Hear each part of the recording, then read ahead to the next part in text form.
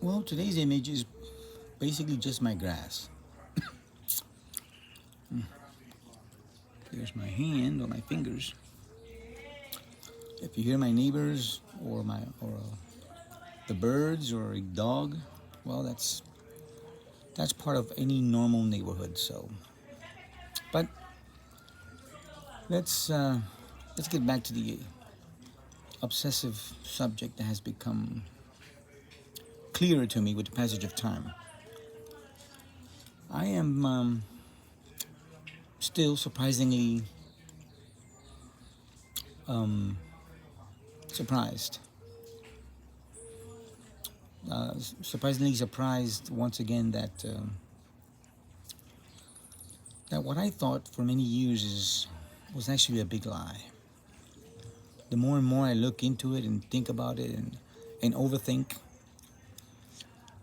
and the thing is, it was always there in front of my eyes to see, but it never quite hit me because I never really focused on these things, on these subjects. But again, people, especially you guys, women are very, very disgusting. You know, and I know it's not all women, but based on my experience, I have to say most women are.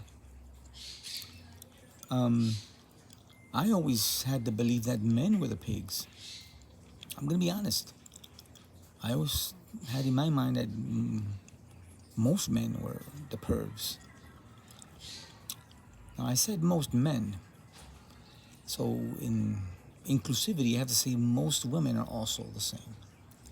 When it comes to the gay community, well, that's a whole different level of perversion. That's why when diseases strike, they get hit the hardest. But I'm not going to enter that. These are realities, people. You know, I'm not hating any group over another. Just like I've condemned men's behavior, I condemn women's and any other entity. Has to do more with reality. But to be honest, it's, at this old age of mine, I'm in my 50s.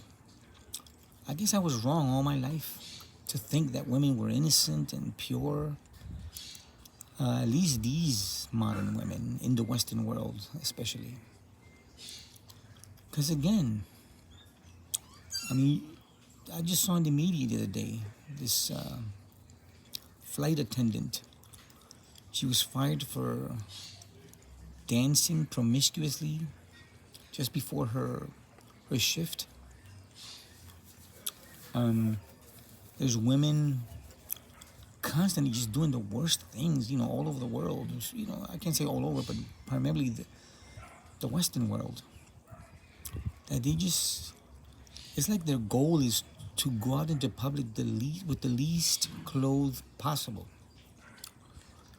Not only that,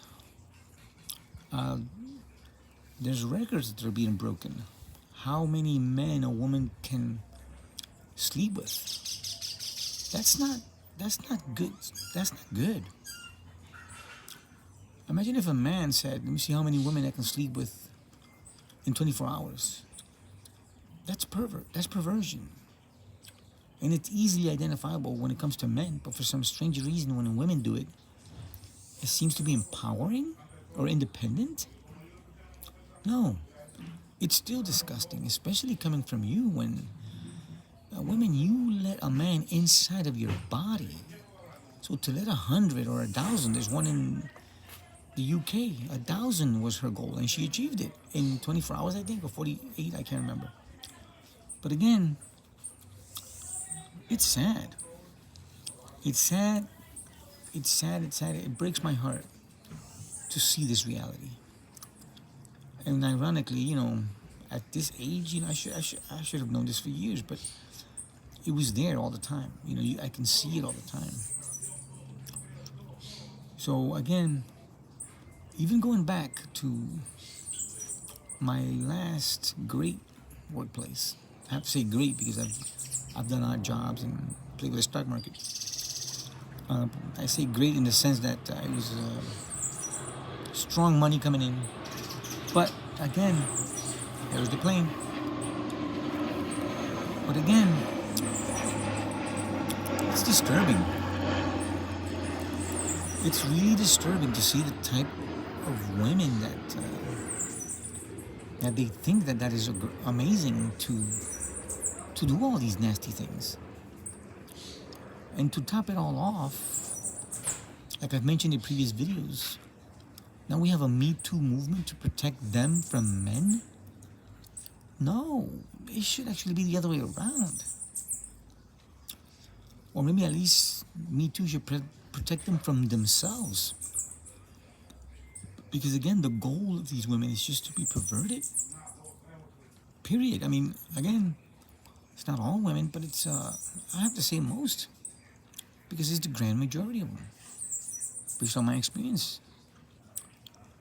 And again, when I worked at U.S. District Court of Puerto Rico, federal, which I hope President Trump looks into this. You know, there's a lot of federal employees there that you can probably get rid of just because of their promiscuity, especially the women. Especially the women. I mean, they're sleeping around like there's no tomorrow. And I know that women don't like to hear this. I mean, men don't like it either, and gay people don't like it either. But for some strange reason, it's popular for just one group to be able to do that with no accountability. Human Resources doesn't do anything. I mean, Agnes doesn't do anything about it. Evelyn never did. Yadisi's never did, even when you tell her clearly what women do. They don't do anything. But if it's a guy, I mean, like my co-worker buddy there in procurement, he was fired quickly because of his behavior. But what about the behavior of all the women there that do this, that do worse actually? You know, don't terminate the guy for doing less than what the women are doing. Where's equality there? But again, I think the bigger point here is that it's sad that all this time I actually did believe women were pure, and you know, I mean, obviously there's limitations. I mean, we all know there's bad in every group. But I didn't think the female group was so decadent, although it was right in front of my eyes.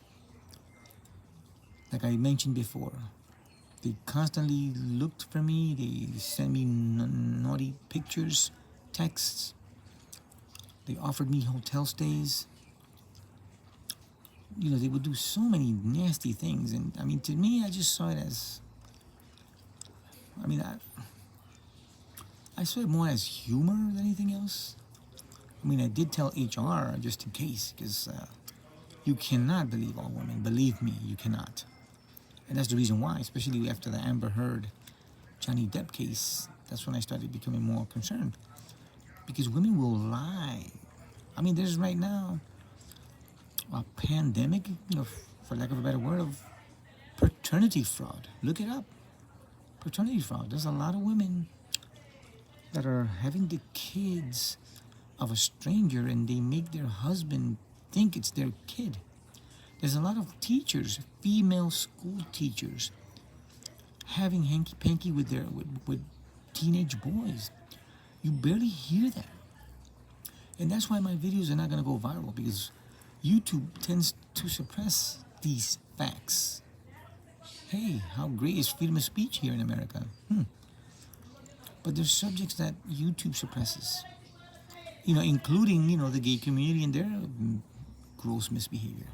Again, I have nothing against any particular group, but I do have to bring every group to justice. Put them all under the same focus, equally and fairly. But honestly, I'm just still amazed. I'm really, really amazed. And they know it. Like I said before, when Agnes and Evelyn spoke about the promiscuity of probation, and I know this because Evelyn herself told me, you know what? That's a huge tell there. But they do nothing about it. But blame the guys, of course. That's all they can do. That's competence for you. Of course, stupid women, because that's what they are. You got to be stupid to blame somebody else for the promiscuity of another group. Yeah, that's very intelligent people. I'm surprised the courts lent itself to pushing ideology versus, treating everybody equally when it comes to misbehavior. But hey, nowadays you don't get fired for bad work performance. You get fired over ideologies or opinions, which you would think that the First Amendment right of freedom of speech would be there. Is it the First Amendment? I can't remember now. But again, you would think freedom of speech would be protected everywhere, no matter what, no matter how unpopular your opinion might be about even your own coworkers. But again, I know gay people can talk all they want about church, about Bible, about God, negatively, publicly, and nothing happens to them. Go figure that. Go figure that one out. There's freedom of speech for some, but not all. But again, guys, I'm just amazed. I'm surprised. Looking back, reflecting, is the dog. Reflecting on, all the things that have happened to me, actually through most of my life. Females are pretty nasty. Very nasty. And now it's actually making sense to me in my head. I know others have known this for years, but hey, at least I found out the hard way. But it is sad. It is truly sad how I'm beginning to think maybe that's why in the past men tended to control women's behavior, because they probably knew that if you give them too much freedom, they'll make the wrong choices with their bodies. Right now, abortions is very popular, highly popular. That's a genocide. That's a genocide. Look up how many unborn babies are removed from the face of the earth. Look it up. Do your own research. But that's a justified so-called moral genocide. Do you see the decisions women are making with their bodies? My body, my choice. Well, my body, my choice. You should choose not to spread your legs. That's when you should apply that ideology. Not when the baby's already in you, but before you stick something in there. Especially with so many guys. That's where that phrase, my body, my choice, should have value. But it should have truly moral value. Not an excuse to do whatever disgusting thing you want and then justify deleting, genociding away the next generation because it's empowering independence. No.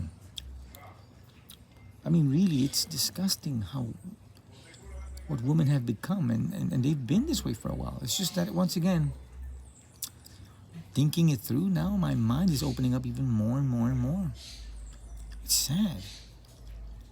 It's sad to see what I'm seeing, that many guys have been seeing for a while. But I think the biggest injustice is, yes, you have to blame the guys for everything. Because women are pure. Yeah, right. Yeah, right. But again, it is sad. Women, don't overvalue yourself when you give yourself away to 10, 20, 30 guys. There's not much left of you there. So when guys don't want to marry you and just use you, you are permitting that. And when they don't want to marry you, well, now you know why. It's because, again, to guys, that is disgusting.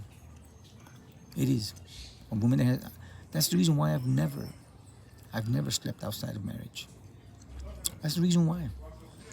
I never really thought of it at the time. I know I was disgusted by the idea of a woman being with multiple guys. And not that I was not attracted to them, because I was, but it's still disgusting to know that this creature here had 10, 15 inside of her, and I'm number 16 or 17 or 18. It's disgusting. It has nothing to do with security. It has to do with disgust, period. Imagine a waiter offers you a hamburger and 15 people already took a bite. No, it's disgusting. Yeah. It's just common sense disgusting. In my mind, that's how I see things. And, nobody's going to change my opinion on that. If you like eating, biting off something that was on the floor, hey, that's you. But ladies, don't overvalue yourselves, because believe me, you guys are really disgusting, in general. And again, general does not mean 100%, but it does mean the majority. It's disgusting that you guys have come to this. You guys have lowered yourselves. You got to thank feminism for that, obviously. Thank those promiscuous women from the 60s that a lot of them were Marxists and mentally ill. Thanks to them, you've dragged yourself down to a level that I don't think even men have dragged themselves down to. Again, heavily disgusting. I, for one, I've determined myself to keep away from women. I'm just going to focus on the women in my life, my family. Anything else, I don't care. Because again, the world has changed too much, and it's changed for the worse. And you can be accused of absolutely anything stupid when a lot of you ladies are doing so much worse. I mean, so much worse. But society has tricked you into believing that is freedom and independence. And it's not. It's promiscuity. It's disgusting. We've gone back to paganism, as I've said before. So we call all this feminism, it's actually paganism. It's just that we tend to switch the labels around to cause the confusion and make it sound new or progressive. No. Progressive is another word for paganism, for going back to those ancient, disgusting behaviors and practices that were condemned by people that had more virtuous values, moral values. Now, I'm not saying I'm perfect, but believe me, compared to all those women that work, well, again, most, not all, that work at U.S. District Court in Puerto Rico and probation, compared to them, yeah, I'm a saint. Believe me, I'm a saint. Believe me. But hey, HR pats themselves in the back with stupidity investigations and protecting promiscuous women in the name of Me Too ideology. Good job. Good job. Keep making your women immoral. Keep justifying these women's immoral morality. And let's also include their Judge Arias, because he's the chief, and those are his girls. His disgusting little she-devils, like I call them. And that's because that's what they are, based on my experience. This is not an opinion. This is my experience, working there for 13 years. So again, ladies, it's a shame. It's a shame. And there's one lady, let me say her nickname, Peppermint. I remember she once told me about another coworker, a female coworker, which, again, I used to do nice things to her. I'm not going to tell you what I used to give her, so you guys won't identify her, but I used to every once in a while give her a little treat. Let's just say that. Well, I remember Peppermint once told me that she just goes to this place, to this particular lounge, just to get picked up and be taken home by a guy. And she even warned her and told her.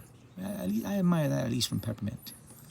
I admire that from her. That she even warned her, hey, you shouldn't be doing that. You're lending yourself to basically be here. And it's almost like illegal. It's almost like prostitution. It's almost like, again, because guys will find out, oh yeah, this girl, this description, yeah, she's always there. She's there for you. She's there for guys to go pick her up and take her home. I remember that. I remember Peppermint told me that. That's how bad that place is. That's how bad that place is. I never mentioned that before, actually.